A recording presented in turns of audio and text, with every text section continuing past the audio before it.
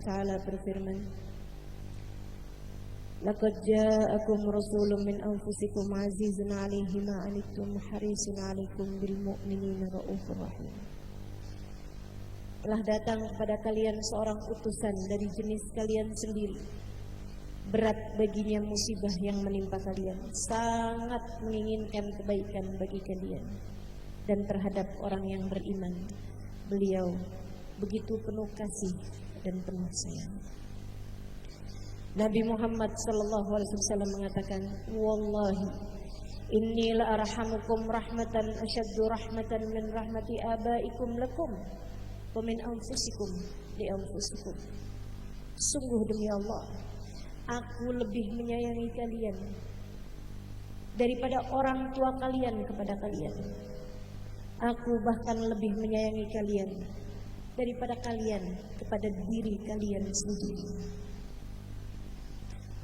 Tak keliru dan tak berlebihan bagaimana Nabi Muhammad mensifati kasih sayangnya kepada kita umatnya. Beliau bahkan tak hanya menyayangi umatnya yang soleh-solehah saja. Umatnya yang pendosa pun tak luput dari kasih sayangnya. Seperti katanya, syafaati li ahlil kabair min ummati, syafaatku kuberikan bahkan kepada pelaku dosa besar dari umatku. Dan untuk itu beliau bantu para pendosa dari umatnya dengan beristighfar, menengadahkan tangan bagi yang berbuat dosa, menangis di waktu malamnya memohonkan ampunan bagi kita umatnya. Sayyidah Aisyah bercerita, suatu saat aku melakukan sesuatu yang membuat senang hati Nabi Muhammad SAW. Beliau kemudian menengadahkan tangannya mendoakanku, Allahumma ighfir li Aisyah ma qaddamat wa ma akharat, ma alanat wa ma asarrat, ma alimat wa ma lam ta'lam. Ya Allah, ampunilah Aisyah dosanya yang dulu maupun yang akan datang, dosanya yang dulu maupun yang baru, yang terang-terangan ataupun yang tersembunyi, yang dia tahu maupun yang tidak dia tahu. Mendengar doa indah tersebut, tentu saja Sayyidah Aisyah begitu berbahagia hingga tak dapat menyembunyikan senyumnya. Nabi bertanya padanya, farihti bi du'ai Aisyah? Adakah kamu terlihat bahagia, senang karena mendengarkan doaku ini wahai Aisyah? Bala ya Rasulullah, tentu wahai Rasulullah, hadzal yaum id indi, ini hari seperti hari raya bagi saya. Nabi kemudian mengatakan, dengarkanlah wahai saudariku, agar kamu paham posisimu di hati Nabi Muhammad SAW. Hadihi da'wati fi kulli lailatin li ummati. Hadihi da'wati fi kulli lailatin li ummati. Ini adalah doaku setiap malam. Ini adalah doaku setiap malam, li ummati, untuk umatku. Begitulah di masa hidupnya, setiap malam beliau mendoakan kita umatnya. Allahumma ighfir li ummati ma qaddamu wa ma akharu ma asarru wa ma a'lanu ma alimu wa ma lam ya'lamu. Ya Allah, ampunilah dosa umatku yang lalu-lalu maupun yang akan datang, yang mereka lakukan terang-terangan ataupun yang mereka lakukan sembunyi-sembunyi. Ya Allah, ampunilah dosa umatku yang mereka tahu ataupun yang tidak mereka tahu. Dan jika kamu adalah bagian dari umatnya, seharusnya doa Nabi Muhammad terijabah atasnya. Maka dalam hidup ini, jika kamu pernah terpuruk dalam dosa, ingin keluar darinya, namun berulang kali terkalahkan oleh hawa nafsu, jika kamu dalam hidup ini pernah berada dalam situasi di mana kamu terjebak dalam dosa, kamu ingin keluar dari dosa tersebut, berulang kali kamu berjanji, kamu bertaubat, akan kamu berulang lagi mengerjakan dosa tersebut, atau anakmu, saudaramu, sahabatmu, orang tuamu, suamimu, kamu melihatnya berada dalam dosa, Kamu melihatnya berada dalam lembah nista. Kamu melihatnya berada dalam keadaan penuh dengan kesalahan-kesalahan. Kamu berdoa memohonkan ampun untuknya, namun belum juga diijabah Allah SWT. Ia terus berada dalam kubangan dosa tersebut. Suatu hari kamu merasakan dirimu begitu ringan keluar dari dosa-dosa dan tidak kembali lagi. Atau kamu melihat saudaramu itu, orang yang selama ini kamu doakan itu, keluar dari dosa-dosa, meninggalkannya begitu saja dengan ringan. Kamu mengira itu adalah doamu yang terijabah. Kamu mengira mungkin itu adalah kebaikanmu yang diterima Allah Subhanahu wa taala. Kamu mengira mungkin itu adalah doa dari orang tuamu. Bisa jadi, akan tetapi belum tentu. Bisa jadi itu adalah ijabah doa Nabi Muhammad atasmu. Bisa jadi itu adalah Allah ijabah doa Nabi Muhammad saat beliau salat di waktu malamnya, saat sampai bengkak telapak kakinya, saat sesudah beliau bayar dengan sujud-sujud panjangnya, beliau menengadahkan tangannya, kemudian berdoa, ya Allah, ampunilah umatku, ampunilah umatku. Allah ijabah untukmu. Kamu menjadi keluar dari dosa-dosa, sebab kamu adalah umat Nabi Muhammad sallallahu alaihi wasallam.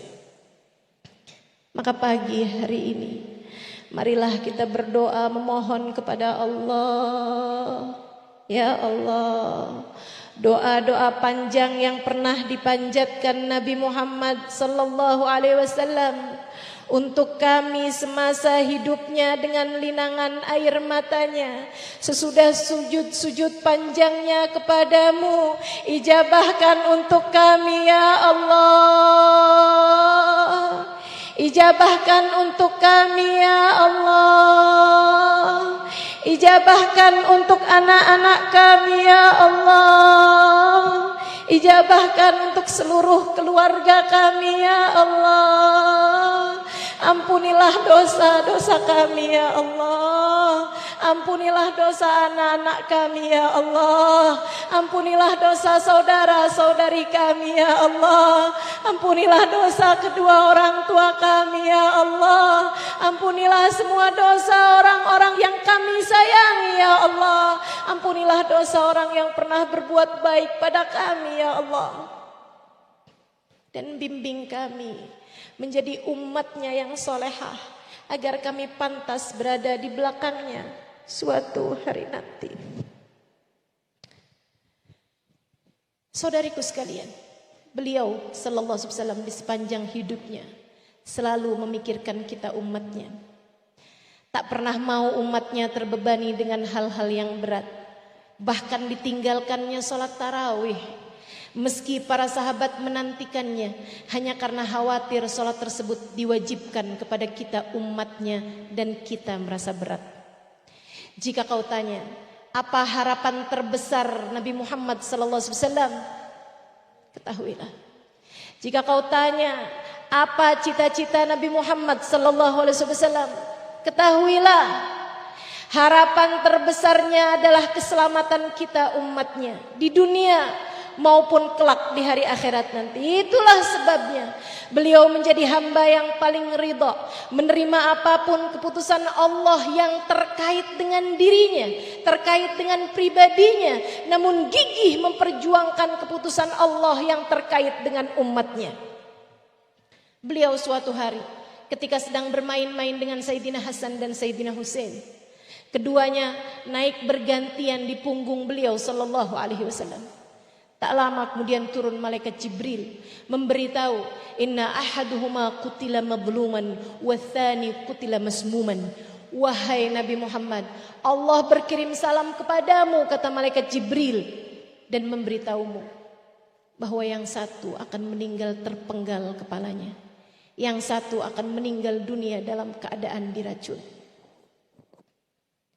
Apakah Nabi Muhammad protes? Tidak. Sebab itu menyangkut diri beliau sendiri. Sebab itu menyangkut pribadi Nabi Muhammad SAW. Nabi hanya menundukkan kepalanya seraya berkata, raditu billahi rabba. Aku ridha terhadap apapun yang menjadi keputusan Allah Subhanahu wa taala. Namun ketika Nabi Muhammad diberitahu, wahai Muhammad, Allah menerima taubat umatmu jika mereka bertaubat 1 tahun sebelum meninggal dunia. Nabi Muhammad protes, ya Allah, zid ala ummati, tambahkan untuk umatku ya Allah. Ada banyak di antara mereka yang baru bertaubat sebulan, kemudian keburu ajal datang menjemput mereka. Siapa untuk mereka ya Allah? Allah kemudian berkata, aku terima dari taubat umatmu wahai Muhammad jika mereka bertaubat 1 bulan sebelum meninggal dunia. Nabi Muhammad kemudian masih meminta kepada Allah, ya Allah tambahkanlah ada umatku yang baru bertaubat seminggu 2 minggu kemudian mereka meninggal dunia. Siapa untuk mereka jika engkau tidak menerima taubatnya ya Allah? Allah berkata, wahai Muhammad, aku terima dari taubat umatmu jika mereka bertaubat 1 minggu sebelum meninggal dunia. Ya Allah, tambahkanlah buat umatku.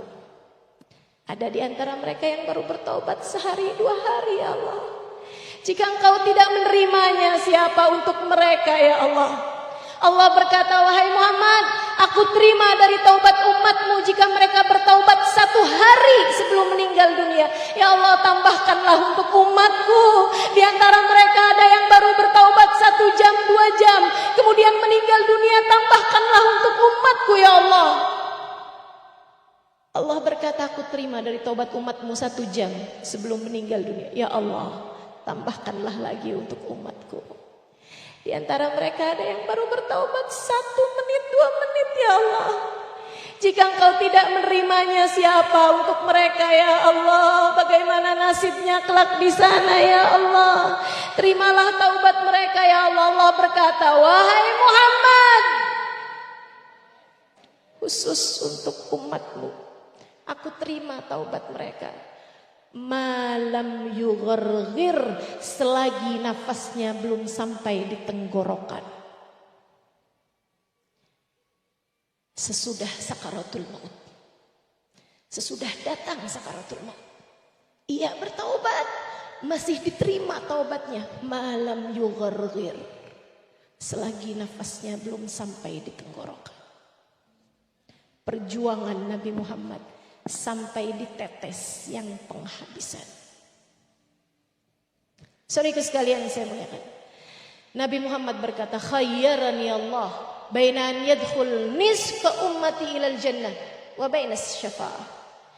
Aku diberi pilihan oleh Allah Subhanahu wa taala untuk masuk setengah umatku ke dalam surga ataukah syafaat. Aku memilih untuk diberi syafaat.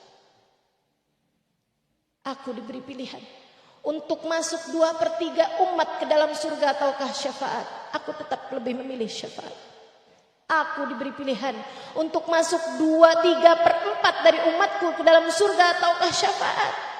Aku pun tetap lebih memilih untuk syafaat, agar aku bisa mensyafaati semua umatku.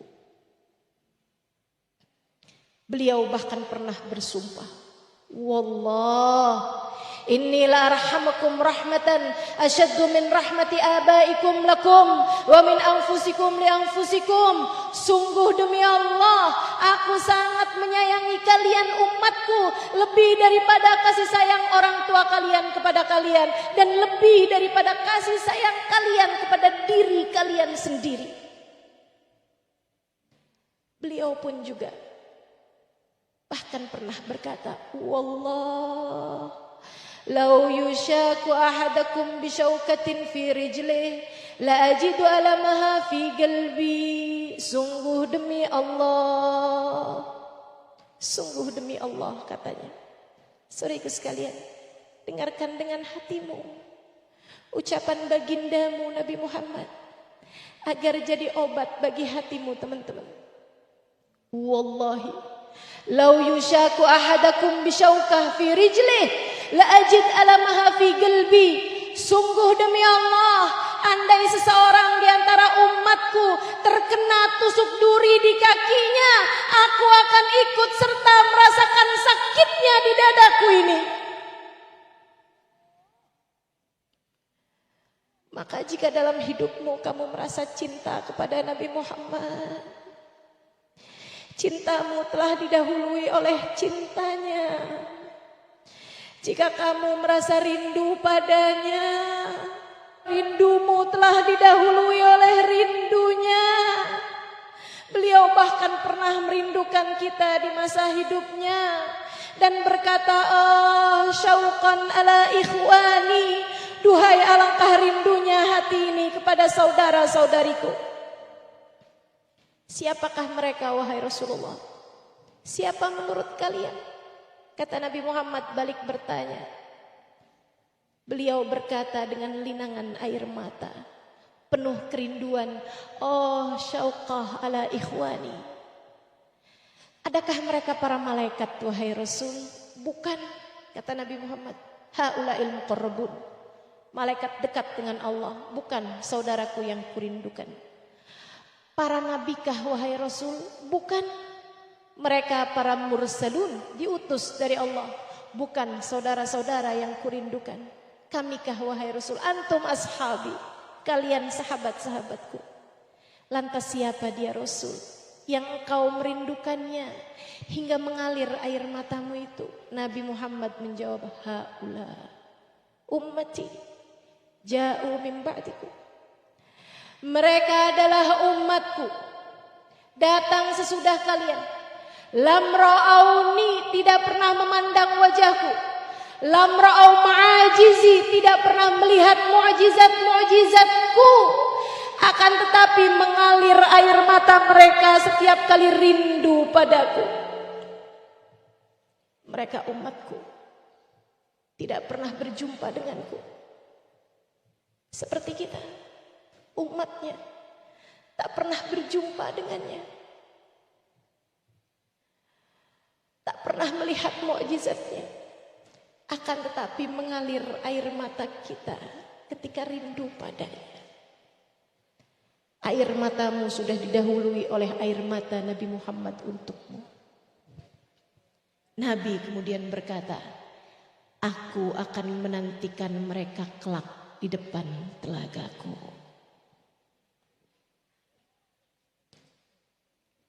Saudariku, siapa tahu kita adalah salah satu dari mereka yang dimaksudkan Nabi Muhammad kala itu. Dan jika memang benar, bersiaplah dengan seindah-indah pertemuan kelak di sana. Dan jangan pernah kau batalkan janji temumu dengannya. Jangan berpaling dari jalan cintanya. Dia ada untukmu. Nabi Muhammad ada untuk kita. Jangan pernah meninggalkannya untuk apapun dan untuk siapapun.